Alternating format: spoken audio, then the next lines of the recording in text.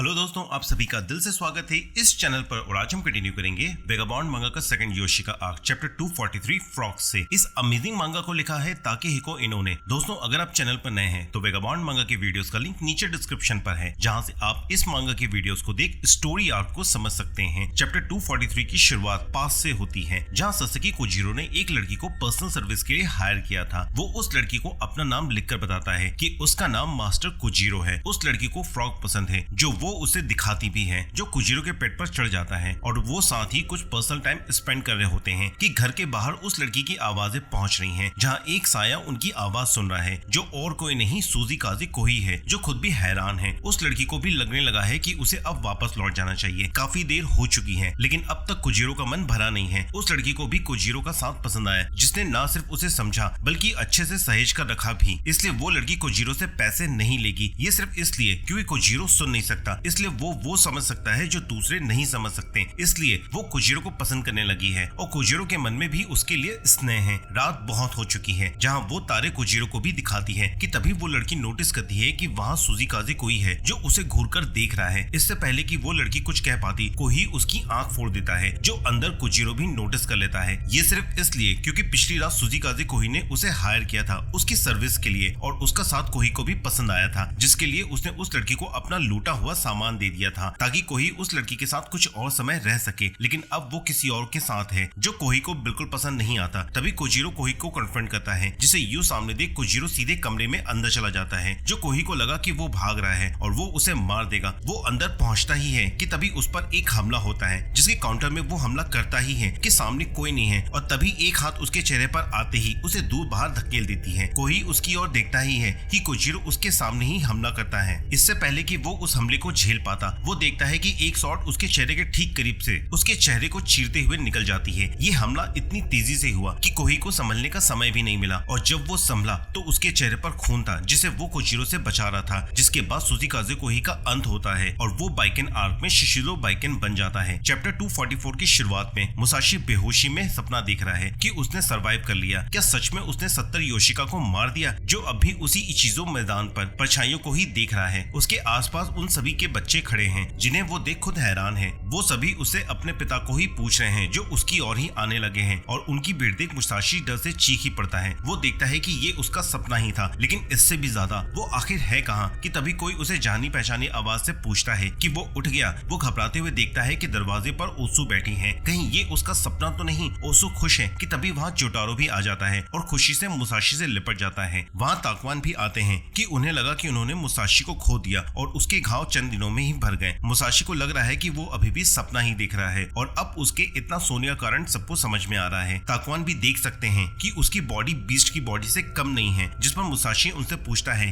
कि आखिर वो है कहाँ, जिस पर उसे बताया जाता है कि वो कुनपुकु टेम्पल में है, जो वापस वहीं लौट आया, वो भी नर्क के दरवाजे से। मुसाशी को ये सब अभी भी एक सपना ही लग रहा है। क्या उसकी योशिका से लड़ाई भी एक सपना ही थी? उसे याद है कि उसने ओसु को रेनिगन में भी देखा था। क्या वो भी एक सपना ही था? और अकेमी का क्या वो भी एक सपना ही था? अगर नहीं तो फिर मुसाशी देखता है कि उसकी पूरी बॉडी में घाव है, जो ताकवान भी बताते हैं कि घाव गहरे नहीं थे, वरना वो मारा जाता। वो तो बस बर्फ में पड़ा हुआ था। उसे क्या लगता है कि कौन उसे मौत की कगार से यहाँ लाया है, जो मुसाशी को कोई अंदाजा नहीं है। यहाँ पर फ्लैशबैक होता है जब माता हाची शराब के नशे में मारा फिर रहा था। उसे दुख था कि उसने अपने एकमात्र दोस्त को भी खो दिया और उसके पास शराब खत्म हो गई थी। उसे कोजीरो की याद आ रही थी, जिसके साथ वो फेमस हो सकता था। कि तभी उसे रास्ते में कुछ दिखा, जो कि किसी की बॉडी थी। उसे लगा कि वो मुर्दा है, और जब उसने उसे ध्यान से देखा तो सामने तकीजो ही था। ये देखकर ही उसका सारा नशा मानो उतर गया और वो सीधा उसके पास भागा। वो डरा हुआ था, लेकिन तकीजो अब भी सांसें ले रहा था। वो बस चीखता ही रहा कि मरना मत, और उसकी बॉडी पीठ में उठाकर मदद के लिए भागा, जो उसे सीधे कोनपुकु टेम्पल में ले आया, जहाँ ताकवान भी थे। लेकिन इस तरह भागते हुए वो फिसल गया, जिसकी वजह से तकीजो के सर पर चोट लग गई। माता हाची सारी रात वहीं उसके पास बैठा रहा, जो ताकवान को कहने पर भी नहीं हिला। वो समझ रहा था कि तकीजो और वो दोनों ही अलग हैं। वो अमेजिंग है, जो पूरी ताकत से लड़ता है। वो हमेशा ही स्ट्रॉन्गर के सामने खुद को परखता है, जिसके बराबर वो खुद भी नहीं हो सकता। ओसु ने भी सुना था कि इन दिनों ताकवान कोनपुकु टेम्पल में है, और वो उनसे मिलने गई ही थी। वहाँ माता हाची भी था, और ठीक उसके पीछे तकीजो लेटा हुआ था। ये देख तो जैसे ओसु भी जम सी गई थी, लेकिन बजाय माता हाची के उसकी नजरें तकीजो पर ही थी, जो सो रहा था। जोटारो तुरंत ही चीख पड़ा और ओसु भी घबरा गई थी। ओसु को देख तो माता हाची भी घबरा गया था, क्योंकि तकीजो से ज्यादा वो ओसु को फेस करने से डरता था। साथ ही वो ओसो की खूबसूरती देख भी चकित था,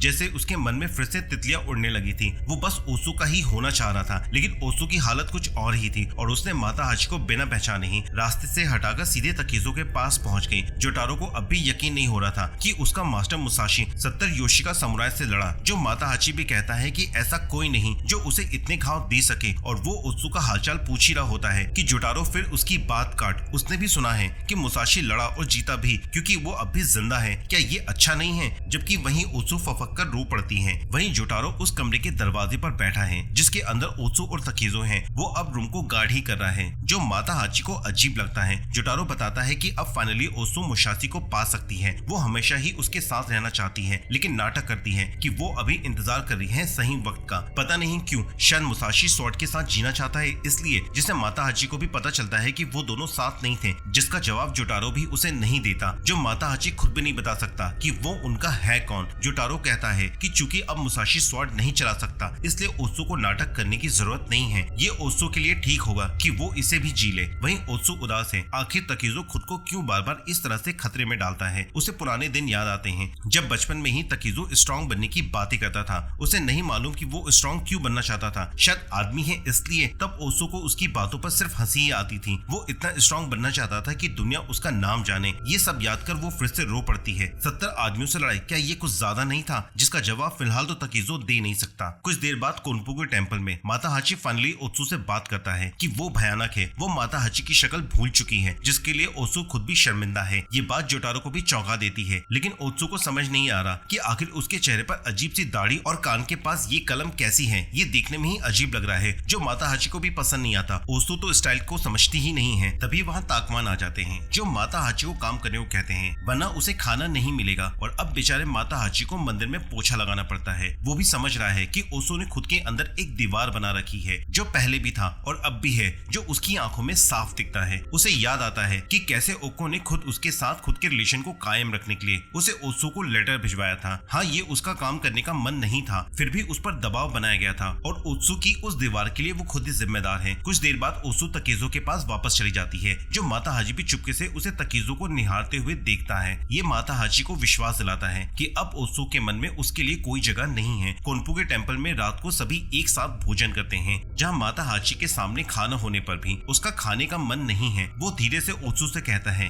कि इस बार उसे मुसाशी के साथ चले जाना चाहिए। वो अब भी नहीं जानता कि लड़कियों को कैसे हैंडल करते हैं। अगर वो इस बार नहीं गई तो फिर वो कभी एक साथ नहीं हो पाएंगे। उसे खुद को रोकना नहीं चाहिए और वो बाहर आ जाता है, जिसकी बातें ओत्सु को भी चौंका देती हैं। उसने ये सब माता हाची से एक्सपेक्ट नहीं किया था, खास करके उसे खुद को रोकना नहीं चाहिए। इस बीच जोटारो दोबारा खाना मांगता है, जिस पर ओत्सु का जरा भी ध्यान नहीं है। वो इसी सोच में है कि उसे क्या करना चाहिए। माता हाची फाइनली बाहर आजाद है। उसने आखिर कह दिया। उसके मन में ओत्सु को लेकर अब कोई भार नहीं है, और वैसे भी आखिर मंदिर का खाना किसे खाना है। और इसी बीच उसे अल्कोहल की बोतल मिल जाती है, जिसे वो पीता ही है कि उसे समझ में आता है कि ये तो घाव साफ करने वाले की तरह लग रहा है, लेकिन है तो जबरदस्त चीज। वो मुसाशी के कमरे में फिर से नशे में झूमने लगा है और उसे ठंड भी लग रही है, जिसके लिए वो वहाँ पड़े अलाव जला देता है। मुसाशी सो रहा है, बजाय इसके वो उससे बात करता है कि अगर वो साथ होते तो वो साथ कभी कभार जरूर पीते, जिसका एक जाम वो मुसाशी की तरफ भी करता है। उसे खुद की हुई गलतियां अब याद आ रही हैं। उसने सब बर्बाद कर दिया, वो सब जो उसके लिए कीमती था।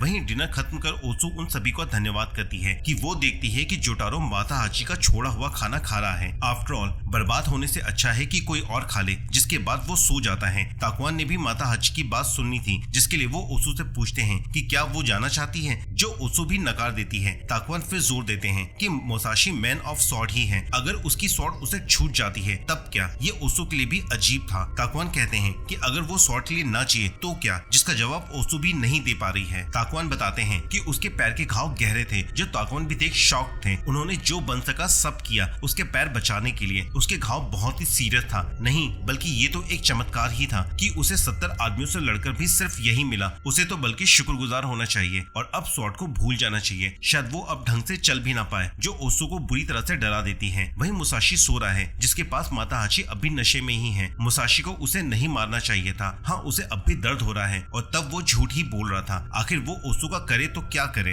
वो दोनों ही वर्जिन थे जब बैटल ऑफ सेकिगारा में लड़ने के लिए गए थे, और तब के बाद से आज उसने पहली दफा ओत्सु को देखा है। उसने तो माता हाची को पहचाना तक नहीं। वो जानता है कि उसे अब ओत्सु को अपनी शक्ल दिखाने की जरूरत नहीं है। उसे पछतावा हो रहा है कि आखिर उसने क्यों झूठ बोला। लेकिन एक बात तो तय है, अगर मुसाशी उसे मारता नहीं तो उसे ज्यादा दुख होता, इसलिए वो खुद भी उस पंच के लिए शुक्रगुजार है। उसे लगा कि रूम में खुशबू की जरूरत है और वो उसे ढूंढने निकल जाता है, जो नशे में मंदिर के बरामदे में मुंह देता है। और उसके जाते ही ओसु कंबल लेकर मुसाशी के कमरे में आती है। शायद उसे ठंड लग रही हो। इसी दौरान उसे ताकवान की बात याद आती है कि मुसाशी अब शॉर्टली नहीं जी पाएगा, इसलिए उसका ध्यान मुसाशी के पैर की तरफ जाता है। उसे भी लगा कि काश उसने बचपन में एक और सवाल पूछा होता कि क्या इस रास्ते का कोई अंत है, अगर है तो उस अंत के परे क्या है। वो मुसाशी के सीने पर सर रख उसकी धड़कनें सुनती ही है कि ये उसे सही नहीं लगता, शायद उसे अंत के बारे में बात नहीं करनी चाहिए। और तभी वहाँ माता हाची की एंट्री होती है, जिसे नशे में ढूंढने में काफी टाइम लग गया। उसे बस खजूर ही मिले, जैसे कि वो इसे खाते हुए पी सकता है। वो देखता है कि मुसाशी अब भी सो रहा है और वहीं ओसु भी कंबल के नीचे छुपी हुई है। माता हाची भी जानता है कि तकेजो अगर जगा हुआ होता तब तो इतनी बात करने की उसकी हिम्मत नहीं होती, जिसके लिए वो अब सभी बातें कह सकता है, जो ओसु को भी हैरान कर देती है। माता हाची कहता है कि ओसु को कभी उसकी मन की चीज नहीं मिली, जिसकी उसे आदत है, ना अपनापन ना परिवार। उसने तो जैसे हार मान ली है। वो हमेशा ही तकेजो को दूर से निहारती रही है, इसलिए उसे ओसु को अपने साथ ले जाना चाहिए। और माता हाची वहीं ढेर हो जाता है, जो ओसु की आंखें भी खोल देती है। माता हाची थोड़ी देर बाद फिर उठ मुसाशी से कहता है कि उसके पिता डरावने थे, वो इतने स्ट्रॉन्ग थे कि जैसे स्वर्ग के नीचे वो ही सबसे स्ट्रॉन्ग थे। वो इतने हिंसक और अजीब थे जैसे कि वो इंसान ही नहीं थे। कोई भी उनके करीब नहीं जाता था, क्योंकि कोई जाना चाहता ही नहीं था। बल्कि तुम जो खुद भी उनके बच्चे ही थे, तुम खुद भी नहीं जाते थे, लेकिन अब तुम खुद भी उनकी ही तरह दिखने लगे हो। ये डरावना है। उसे लगा कि जैसे मुसाशी उसे ही देख रहा हो। क्या वो सपना था? शायद सपना ही हो। क्या तकेजो उस पर नाराज होगा अगर वो कहे कि वो अपने पिता की तरह दिखने लगा है? वो कैसे ये बताए कि माता हाची खुद भी उससे डरने लगा है? उन दिनों को याद कर उसे लगता है कि वो डरता है, जिससे वो दूर ही रहना चाहता है। वहीं दूसरी तरफ ओसु भी अपने कमरे में जोटारो के साथ सो रही है। उसे भी पुराने दिनों के सपने जैसा ही कुछ दिखता है, जहाँ वो तकेजो से मिलने जाती है। वो चाहती है कि तकेजो उसे महसूस करे और उसके देखते ही वो छुप जाती है। क्या उसने ओसु को देखा या नहीं? क्या ये सपना है? जो जोटारो भी उसे नींद में कहता है कि जितना सपना देखना चाहती हो देखो, जिसे ओसु फिर सुलाकर सो जाती है। उसे अब भी माता हाची की बातें याद आ रही हैं कि ओसु को अपनापन, एक परिवार नहीं मिला, जैसे कि उसने हार मान ली हो। वो तुम्हें दूर से ही देखती है। वहीं माता हाची देखता है कि बाहर ठंड है और अब उसे यहाँ से जाना होगा। उम्मीद है कि सब ठीक हो जाएगा और क्यों ना तकेजो थोड़ा धीमा चले। अगर यही रहा तो वो मर जाएगा। तभी उसे लगा कि मुसाशी शायद सांस नहीं ले रहा है। क्या वो जिंदा है? और वो उसकी धड़कनें सुनने की कोशिश करता है, जो उसके सीने में जोरों से उठ रही हैं, जो उसे उसके पास्ट की तरह दिखती है, जहाँ वो बचपन में एक दूसरे को चैलेंज किया करते थे। तब भी जब मियामोटो में आए एक समुराई को तकेजो ने मार दिया था, जिसे माता हाची भी दूर से छिपकर देख रहा था। उसने उस समुराई को मार दिया था, जो तकेजो के लिए जैसे कुछ था ही नहीं। माता हाची ये देख डर से रो रहा था, लेकिन तकेजो के चेहरे पर शिकन तक नहीं थी। तब माता हाची को लगा कि इस गांव में उसके लिए कुछ था ही नहीं। उसे यहाँ से निकलना होगा, युद्ध में जाना होगा, जिसके लिए तकेजो ने ऑलरेडी मन बना रखा था। और अब फाइनली इन सब के बाद माता हाची अब भी उससे डरता है और उससे प्यार भी करता है। अब भी कुछ है जो उसने बर्बाद नहीं किया है, जो उसके लिए बहुत इंपॉर्टेंट है, उसकी माँ और कोजीरो। उसे जल्द ही इन सबको ठीक करना होगा, जब तक कि उसके पास मौका है। और यहाँ पर ये वीडियो खत्म होती है। दोस्तों, हमने चैप्टर 243 से 248 कवर किया है। अगले वीडियो में हम वेगाबॉन्ड के नेक्स्ट चैप्टर को कंटिन्यू करेंगे। ये वीडियो आपको कैसे लगी मुझे कमेंट सेक्शन में बताएं। अगर वीडियो पसंद आए तो लाइक करें, चैनल पर नए हैं तो चैनल को सब्सक्राइब करें। मिलते हैं अगले वीडियो में, तब तक के लिए गुड बाय।